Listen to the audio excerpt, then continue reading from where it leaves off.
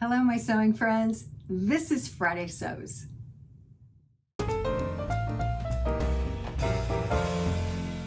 I'm Jen, and this is the sewing room where I was busy this week. Boy, I got down to it. I finally gave myself a swift kick and said, look, get it done. Stop procrastinating about all these things that you know that you need to finish, and you keep letting all of those things stand in the way of anything else you want to do in there. So go get them done. Be free. So I did. I altered some things. I changed some things up. I worked on this. This is a dress that has been in the works for a little while, and I need to get it sent to my daughter. Daughter number 2, she sent me a picture. She said, can you make me this? I said, sure. So I made the dress. I drafted the pattern. Here's the thing about that. When you cut the bottom hemline of a printed pattern, you are cutting the line that has been drafted for the pattern so that the hemline will hang straight. Well, when you draft your own pattern, if you don't know what you're doing, which that's debatable, and you're working with a drapey fabric like this rayon challis, which is an art gallery print that came from fabric.com. I'll link it below. It's not going to hang straight. And so it hasn't been cut on the bias or anything. It doesn't need to hang, but I couldn't get the hem right because it's so gathered in the back. This has been, I made it and then it wasn't full enough, so I ordered more fabric, and then I put this big piece of fabric. You see how gathered that is? That's just the back, like down here. And after I did that, I distorted the hemline all out of place. And so, it's like, good luck. It's so full. It's so full that it's like, good luck getting a straight hemline. So fortunately, daughter number 5 is only about an inch shorter than daughter number 2. And this is for daughter number 2. And so I had daughter number 5 get out there on a wooden stool, a wooden bar stool. And I said, can you stand here with this thing on? She put this on. And she stood there, and I would go, okay, move just a little bit. No, just a little bit. And I went and I pinned the entire hem up. And then, I would stand back and go, okay, I think that's perfect. I think that's it. Move a little bit, and she'd go like this, and I go, it's out of whack again. And you know what? I was just being a perfectionist. And I finally said, all right, good enough. Let's just call it good. So I went and I pressed that and I trimmed it off, and it's as straight a line on the bottom as it's going to get. So cut a ruffle. Ended up buying more fabric to cut a ruffle, because the thing is, I don't need to hem the dress. I need to attach a ruffle to the dress. Now the ruffle is already hemmed, and it's, like, I don't know, what is that? About a 9-inch ruffle, or it was until I hemmed it. And so it's all ready to go, but I just need to gather it so that I can then attach it to the dress. So it's miles of hemline. So I decided, well, I'll try some new gathering methods. I mean, I always do, the 1 or 2 or 3 lines of stitching that you can do of basting stitches, where you just run a big long line of basting stitches and then you pull them up on the ends. And I've done that. I've used my ruffler. This is a universal attachment, and it just grabs it has an attachment, a thing on the bottom that acts like a feed dog, and it has teeth, and it grabs the fabric as you feed it through. And this actually, it's universal because you attach it to the shank of your machine, and this little hook thing here, it moves with your needle, and it moves that thing down here that grabs the fabric and pushes it through. And you can adjust it. You can do a very tight gather, very loose, pin tucks, well, not pin tucks, narrow tucks. So, or pleats. You can even, what the thing about this is that's nice is that you can run your regular fabric under what you're gathering and attach it at the same time. It's amazing. Okay, so I have not always had great luck with that. I don't know. You know, it works most of the time, but it's kind of fiddly. And I thought, okay, let's try a new technique. Why not? I know about, like I say, the gathering stitches, the elastic method, the overlock method, the method where you zigzag over a piece of strong string or sturdy thread. I knew about all these methods. And I thought, all right, well, I've never tried the overlock method, so let's try that. So I cut a piece of fabric this size, and then I decided to try it on my overlocker. So I got out my machine manual and I went through all of the settings and I set it all up and it was all great. And I was concerned about this method because I didn't know if it was adjustable. Like, what if you had to pull it tighter or let it go looser? Well, you can pull it looser. I don't know about tighter. Probably you could. I've pulled a little bit of this out, but you know what? I got a really nice gather. And you do this by fiddling around with the differential feet on your overlocker. And I was very pleased with this. You know, I think it looks great. And so I may try this method, even though it's difficult to adjust. I think the key is leave yourself a big, long tail so that you can have, especially on the end where you stop, so that you can like loosen it or gather it up a little bit more as you like. Okay, so that's one method I may do, I don't know. There is a woman that I used to watch back in like 2007, 8, 9, something like that, named Niler Taylor. I used to watch her on YouTube all the time, and I don't think she makes videos anymore, but the videos she has on YouTube are amazing because she is an alterations genius. Seriously. So when I Googled or I YouTube searched how to gather, she came up and she had this quick, easy way to gather. And I thought, okay, do tell. How do you do it? Well, apparently, you know, you should go to the video. Actually, I'll put it up here. Go to that video and watch it. Because you take a stitch and you pull your bobbin thread up and then you pull a long tail out and you basically zigzag over top of that tail. And it gathers up. Like, she's right. It is magic. It's like, wow. And I've pulled this out a little bit, but you get a really nice gather with that too. I just am so pleased. So I've got 2 new ways to do it. And I just have to pick the one that works, and yeah, go for it. So yeah. That, as soon as it's done, it can get out of here and I can get on to things I really want to do. Like this. I've been talking about this ad nauseum. The Ray dress from Tessuti. It looks like this. Not sure which one I'm going to make. Probably the one with the sleeves. I have been trying to get around to this for so long, and it's on the table. It's not leaving the table until it's cut out and gets worked on. I promise. This is a linen buffalo check that I found at Joann's last year over the 4th of July, and I think it's going to make up beautifully into that. So it is not leaving this table. I would toss it, but it's not leaving this table because it has to get done. I was over at Walmart yesterday and I picked up this bundle, 2 yards for $4. It is a knit. Look at this gorgeous color. Isn't that just the prettiest blue? This is peacock blue and I think it's beautiful. 2 yards. I'm going to throw it in the washer and make a t-shirt for the kid because she needs a wardrobe that's pretty, you know, and this would make a great t-shirt for her. So that's that. I ended up making a muslin, a wearable muslin for a collab that I'm doing with Andra from Andra Makes.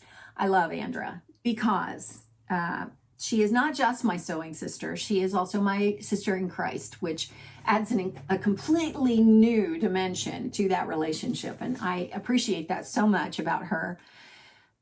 She and I decided that we would do a collab, and so that's coming up in March, but I needed to test the thing for fit, and it ended up being too small for me, but great for the kid. She got a new thing out of the whole muslin process, and now I know what size to make, and so mine is all cut out and ready to go, but I got that done. Well, I also got a package in the mail.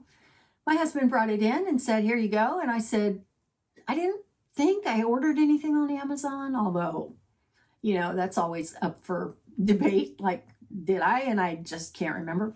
Well, no, I did not. In fact, it was a package from Andra. Well, I was flabbergasted. Actually, I still kind of am. Andra is a person who is a quilter, and then she brings a lot of her quilting experience into her sewing. And then she also has brought her sewing to YouTube, where she does this amazing series. Once a month, she will interview another sewing YouTuber. And these interviews are so great because you can just get to know an in-depth kind of, you know, visit with any person that she's interviewing. So I'm going to link her playlist for those. If I can, I'll put it up here, but if I can't, I'll put it in the description box. So there's going to be a lot of information down there, so you'll want to like open that up and check it out. Andra is a published author, and she is this is no small thing. She is published in Quilts and More magazine, which is done by Better Homes and Gardens. Better Homes and Gardens. This is like a major big deal. Well, I opened the package that she sent me, and all these things were in it. 3 copies of Quilts and More, which have her projects in them. One, I had been looking for a copy of this, and I knew I was going to order it. I just hadn't gotten around to it yet. But it is Quilts and More from spring 2021. And she designed a little tote. Each of these copies, she marked the project, the page where her project was, the one she had designed. And this is the project that she designed. And I really wanted to make this for 2 of my daughters who crochet. And so she sent it to me. I couldn't believe it. It was just, I'm flabbergasted again. This one is a laptop cover. And then also she has this one. This is a notebook cover for a composition notebook. And you know what? This is it. It has this cute little place to put a pen. It's elastic. And she did this from quilting cotton. There's the binding, there are these 2 fabrics, and then on the inside there's this. This would work for any size book that you have, whatever kind of, journal kind of thing that you've got going on. It's just the cutest. And I can't believe I've got another journal to put ideas and things down in. Not sure what I'm going to use this for. Haven't decided yet, but what a wonderful gift, right? And you know what? She just knows me. I mean, in that she knew that I would appreciate that specific thing. That's the kind of giver that I try to be when I give gifts. And so, you know, when someone goes to the trouble to do that for me, I'm always so blessed. You know, I don't know probably a better word for it than that, but yeah, that's how I feel. I have not remembered to do my weekly question, which there's one every week, and people who do Friday Sews can answer it or not. They can adapt it or not. You know, it's all up to you. Well, I'm going to go back in and answer all the ones I've missed. And the first one is, what is your favorite color to sew? And mine is this. It's periwinkle blue. It's my daughter number 2, the one that the dress is for. She and I have this ongoing kind of debate. She'll go, Mom, it's purple. And I say, it's blue. No, Mom, it's purple. No, honey, it's blue. So we go back and forth all the time. But periwinkle, it is the absolute most wonderful color that looks good on everybody. It doesn't matter who you are. It is the one color in the spectrum that everybody looks good in. Love this color. I just love it. So this, by the way, is the bodice of a dress from 1959 that I have not finished yet. I got kind of, I hit a snag and then I put it aside because I had a bunch of other things I had to do. And so I will get back to it maybe around Easter. I'm hoping to have it for Easter. So yeah. We'll see. I don't know. Make no guarantees. Okay, next question. What's your favorite pattern? This one. This is Simplicity 8640. It is my go-to pattern. I love it. I am not a person who repeats patterns and makes a lot of one thing, but this I've made several times. And I've done it in rayon challis. I've done it in rayon poplin. I did it in a Hawaiian print twice. I color blocked it. I've done the hem all kinds of different ways. And I think this next time I do it, I want to do it in a knit, like a drapey knit. So we'll see. I don't know. I might do it with sleeves next time. I think I will do it with sleeves, but it's a great dress. It has, it flatters, not everybody, but it flatters me because it has these, the way that the bodice is done, it angles down like that. And you have a center front seam, and then you've got these angles that come down, these seam lines, and then the skirt. And yeah, it's just my favorite. My favorite tool. What is your favorite tool? This is question number 3 that I've missed. This is not going to come as any surprise, but my seam rippers. You know, I've got a lighted one.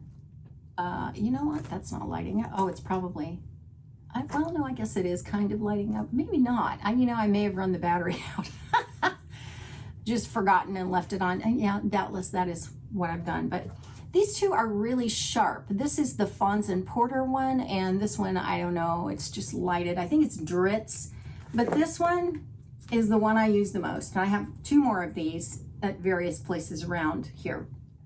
I use this all the time because I'm so perfectionistic. I take great pains and I give them to myself and others because I'm never happy with what I just did. I want to tear that seam out and redo it. Yeah, I do that way too often, but I'm trying to get better about that. And so, you know, of course that's my favorite tool because it's in my hand half the time. I should probably have one just surgically attached to the end of my arm. Maybe not. Lastly, my favorite designer or my favorite fashion. Well, I do love making dresses, but my favorite designer, Laura Ashley. Laura Ashley designs, especially the ones from the late 1980s, early 1990s. I love that whole cottagecore thing that was going on with Laura Ashley. Very feminine, very ruffles and dropped waists and big sleeves. And actually, the whole cottagecore thing has had a great revival. And I have as many patterns as I've been able to collect thus far from that time period. And in fact, I have one that I made several times, and I made it for the kids. We all had matching things, but I think I want to go back and make it again. There's a little jumpsuit that's loose fitting, buttons down the front. It has those little pockets that tie, and it's cropped like cropped pants. So you know what? I think I might go back and make that again just for fun. And if it doesn't fit me, then, you know, it'll fit one of the girls and they'll love it. So that would be my favorite. More recent Laura Ashley patterns, I still love. It doesn't matter. There's just something about that style that's so classic, and yeah, I don't know. So that's Friday Sews this week. Let me know your thoughts on all 4 of those questions. I will put them in the description box. And if you would like to, as always, see a whole playlist of all my Friday Sews, just have a look right over here. And don't forget to check out the other Friday Sewers, and I will see you next time. Thanks for watching, and don't forget, who loves you the most?